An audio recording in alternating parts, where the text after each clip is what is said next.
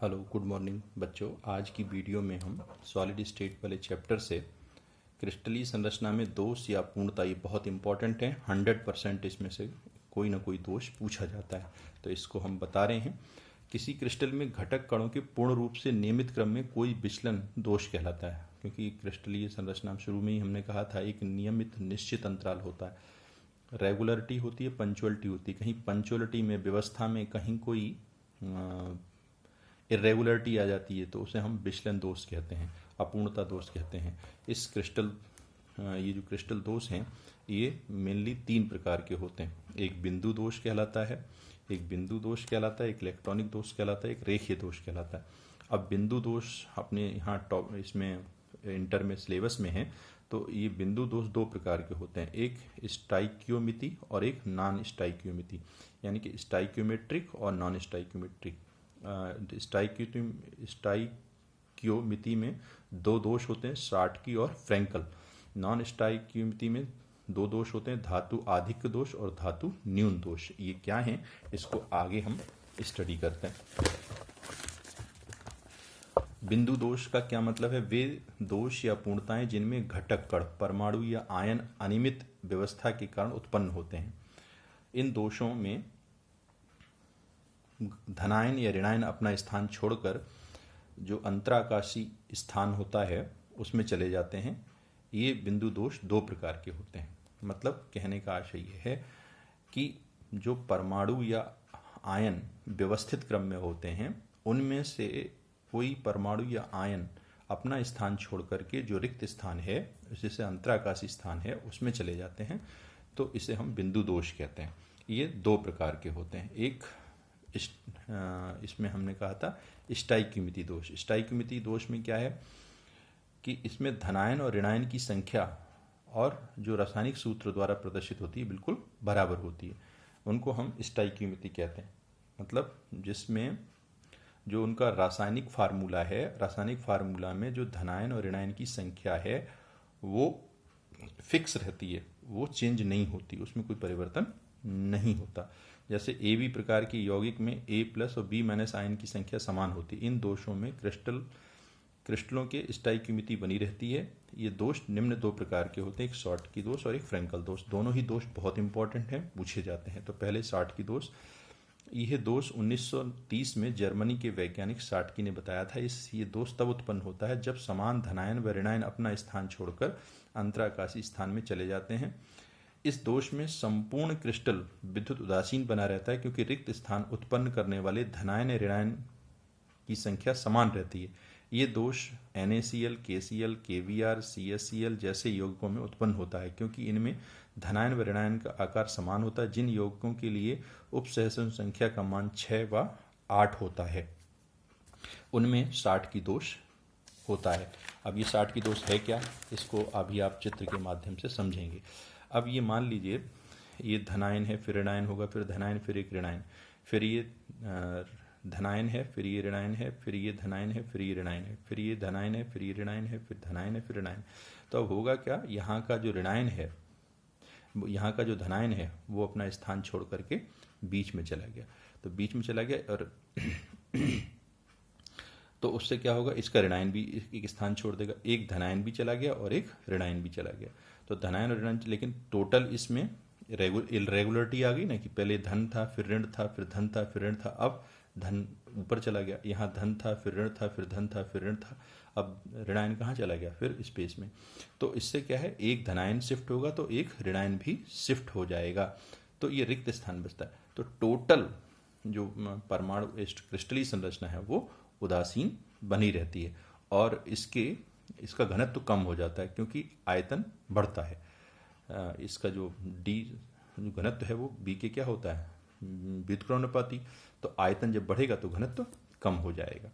तो इसमें परावैद्युतांक के मान में कोई परिवर्तन नहीं होता। ये उच्च उपसहसंयोजन संख्या 6 से 8 वाले ठोसों में पाया जाता है। ये दोनों इसकी विशेषताएं। अब फ्रैंकल दोष क्या है, तो शॉर्टकी दोष में एक धनायन निकला तो एक ऋणायन कहाँ चला गया, अपने जो अंतराकाशी स्थान था उसमें।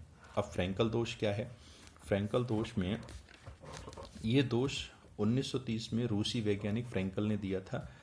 इसे विस्थापन दोष भी कहते हैं। ये दोष तब उत्पन्न होता है जब कोई आयन प्रायः धनायन जालक बिंदु के मध्य अंतराकाशी स्थान में चला जाता है, जैसे निम्न चित्र में दिखाया गया। इसमें धनायन व ऋणायन की संख्या बराबर रहती है, अतः ये क्रिस्टल विद्युत उदासीन होता है। ये दोष इसमें दोष उनमें होता है जिनमें धनायन ऋणायन से छोटा होता है, AgCl, ZnS, AgBr, AgI। क्योंकि इसमें पर्टिकुलर एक कंडीशन कह दी है कि इसमें धनायन ही जाएगा। क्यों जाएगा? क्योंकि धनायन का साइज छोटा होता है। और उस जैसे आपको चित्र में दिखाया गया है कि ये धनायन है, फिर ऋणायन, धनायन, ऋणायन, धनायन, तो ये एक रेगुलरिटी है यहाँ सब में। लेकिन यहाँ क्या हुआ कि एक जो धनायन था, यहाँ जो ऋणायन था, ये ऋणायन है, फिर यहाँ क्या आ जाएगा? धनायन। तो जब यहाँ धनायन आया तो ये जो धनायन है, फिर ये ऋणायन है, फिर ये धनायन है, तो धनायन अपना स्थान छोड़ करके यहाँ चला गया। और लेकिन इस पर आवेश चूंकि यहाँ से चला गया तो इस पर तो यहाँ इसकी जो पूरी की पूरी संरचना है, उस संरचना में धन और ऋण बराबर रहते हैं, उसमें कोई परिवर्तन नहीं आता, और अपना एक जो धनायन है वो वहाँ से चला जाता है। यहाँ वाला जो धनायन है वो शिफ्ट कर गया, बाकी अपनी जगह हैं। तो उससे क्या होगा कि इसके ऋणायन और धनायन पर कोई फर्क नहीं पड़ेगा, ये विद्युत उदासीन ही रहेगा, क्योंकि है तो उसी के अंदर ही। और वहाँ 60 की दोष में एक धनायन और एक ऋणायन निकलता था, लेकिन इसमें केवल एक धनायन ही शिफ्ट होगा। धनायन ही क्यों शिफ्ट होगा? क्योंकि उसका आकार ऋणायन से छोटा होता है, इसलिए वो वहाँ पर शिफ्ट कर जाता है। तो इस दोष को फ्रैंकल दोष कहते हैं। दोनों में अंतर याद रखेंगे। फ्रैंकल दोष तब उत्पन्न होगा जब केवल धनायन शिफ्ट होगा। क्यों शिफ्ट होगा? क्योंकि उसका साइज छोटा है। और 60 की दोष तब उत्पन्न होगा जब उसमें धनायन और ऋणायन दोनों ही शिफ्ट हो जाते हैं, तो इरेगुलरिटी उत्पन्न हो जाती है। तो इसमें भी इरेगुलरिटी उत्पन्न हो जाती है। लेकिन उस क्रिस्टल में परमाणु की संरचना वही रहती है, परमाणु की संरचना में कोई परिवर्तन नहीं होता। उसकी जो परमाणु जो पूरा केमिकल फार्मूला है, उस केमिकल फार्मूला में धनायन और ऋणायन की कोई संख्या घटती बढ़ती नहीं है। इसलिए इनकी स्टाइक्यूमितीय संरचना, इनको स्टाइक्यूमितीय दोष कहते हैं। अगला दोष है, अब इसमें एक याद रखेंगे कि AgBr में 60 की और फ्रैंकल दोनों दोष पाए जाते हैं, क्योंकि धनायन और ऋणायन की साइज लगभग बराबर होती है।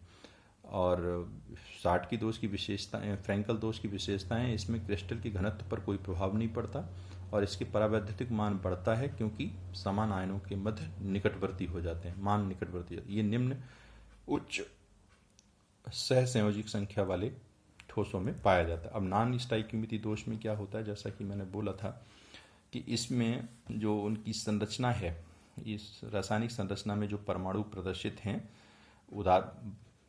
क्रिस्टल तो उदासीन रहता है, लेकिन जो परमाणु की जो संरचना है, उस परमाणु की जो संख्या होती है, आयनों की जो संख्या होती है क्रिस्टल में, वो चेंज हो जाती है, वो परिवर्तित हो जाती है। तो नॉन स्टाइक्यूमितीय क्रिस्टल में निश्चित अनुपात के नियम को दृढ़ता से पालन नहीं करते। मतलब वही है कि इसमें जो आयन का संख्या है वो उनकी रासायनिक सूत्र से मैच नहीं करती। तो ये दो प्रकार का दोष होता है इसमें आप फिर से एक बार देख लेंगे। नॉन स्टाइक्यूमितीय क्रिस्टल निश्चित अनुपात के नियम का दृढ़ता से पालन नहीं करते। इन क्रिस्टलों में धनायन व ऋणायनों की संख्या इनके आदर्श रासायनिक सूत्र द्वारा प्रदर्शित संख्या से भिन्न होती है। क्रिस्टल में या तो धनावेश या ऋणावेश की अधिकता रहती है। यद्यपि संपूर्ण क्रिस्टल विद्युत उदासीन होता है, धनावेश की अधिकता इलेक्ट्रॉन द्वारा और ऋणावेश की अधिकता धनावेश द्वारा उदासीन हो जाती है। अतः क्रिस्टल संरचना अनियमित हो जाती है, जिससे दोष उत्पन्न हो जाते हैं। इस प्रकार के दोष नॉन स्टाइक्यूमितीय कहलाते हैं। ये दोष दो प्रकार के होते हैं। एक धातु आधिक्य दोष कहलाता है। इन दोषों में धनायन अधिकता में उपस्थित होता है। ये दोष निम्न दो प्रकार से उत्पन्न होता है।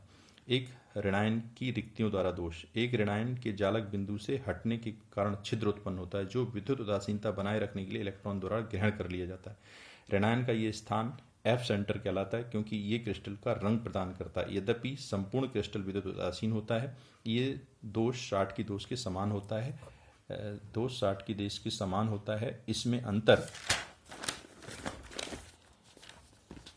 इसमें अंतर केवल इतना होता है कि इसमें केवल एक छिद्र होता है, जबकि शॉर्टकी में एक जोड़ी छिद्र होता है। उसमें एक धनायन निकलता है, एक ऋणायन निकलता है।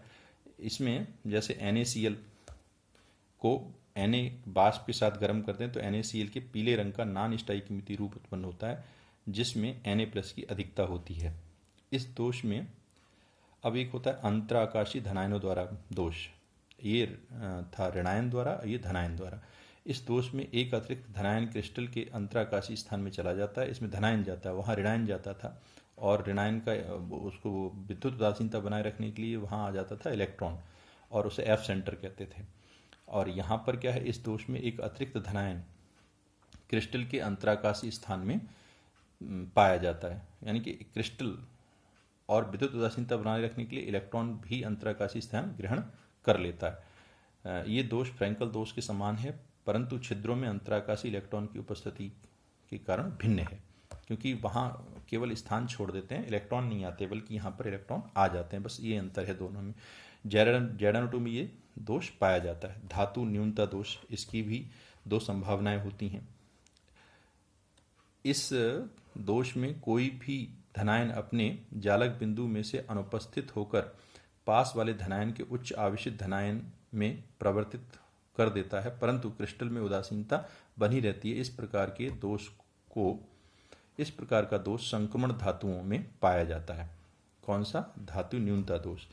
और एक है, इस प्रकार के दोष में एक अतिरिक्त ऋणायन अंतराकाशीय स्थान ग्रहण कर लेता है। इसे संतुलित करने के लिए निकटवर्ती धनायन का आवेश परवर्ती संयोजकता के कारण उच्चीकृत हो जाता है, परंतु ऋणायन का आकार बड़ा होने के कारण वे अंतराकाश में फिट नहीं हो पाते। वास्तव में ऐसा कोई क्रिस्टल ज्ञात नहीं है जिसमें ये दोष उत्पन्न होता हो। तो आज की वीडियो में इतना ही।